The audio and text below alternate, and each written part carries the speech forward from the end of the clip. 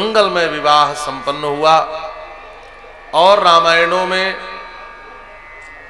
भगवान श्री राम का ज्यादा समय तक मिथिला में रुकना लिखा है। मिथिला के भावुक संत तो कहते हैं कि राम जी मिथिला छोड़कर वापस ही नहीं गए, लेकिन यदि राम जी मिथिला में रह जाएं तो अयोध्या वासियों का क्या होगा। महर्षि वाल्मीकि कहते हैं विवाह की रात्रि जैसे ही व्यतीत हुई उसी समय क्या हुआ, अथ रात्र्याम व्यतीतायाम विश्वामित्रो महामुनिः आपृष्ट्वा तौ च राजानौ जगामोत्तर पर्वतम।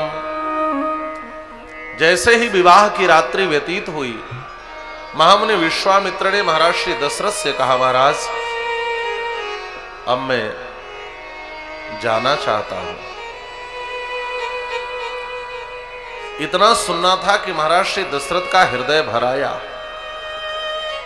महाराज श्री दशरथ जानते हैं आज ये महात्मा नहीं होते तो हमारे पुत्र को त्रिभुवन जय की प्राप्ति नहीं होती, यह श्रेष्ठ विपुल यश कीर्ति नहीं मिलती और वैदेही जैसी बहू भी नहीं मिलती। हमारे बेटे को इन सारी चीजों को किसने दिलाया?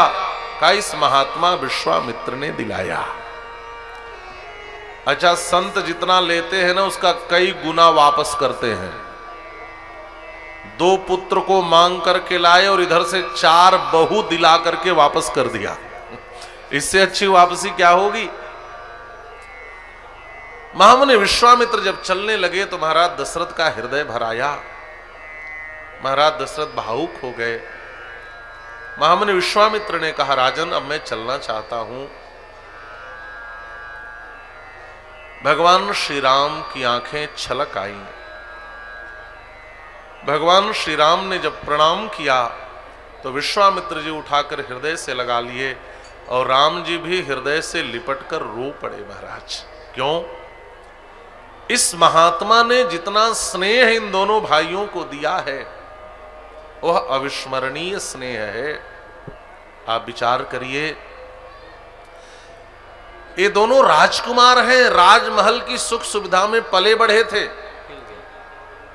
राजमहल छोड़ करके महामुनि विश्वामित्र की सेवा में गए, लेकिन महामुनि विश्वामित्र ने इन दोनों बालकों को इतना स्नेह प्रेम दिया कि आप पूरे प्रसंग में पढ़ना, कहीं भी राम जी अयोध्या को याद नहीं करते, कहीं भी माता पिता को याद नहीं करते, कभी भी राजमहल को याद नहीं करते। एक महात्मा ने इतना प्रेम परमात्मा को दिया, श्री राम को दिया कि राम जी अयोध्या राजमहल सबको भूल गए। महाराज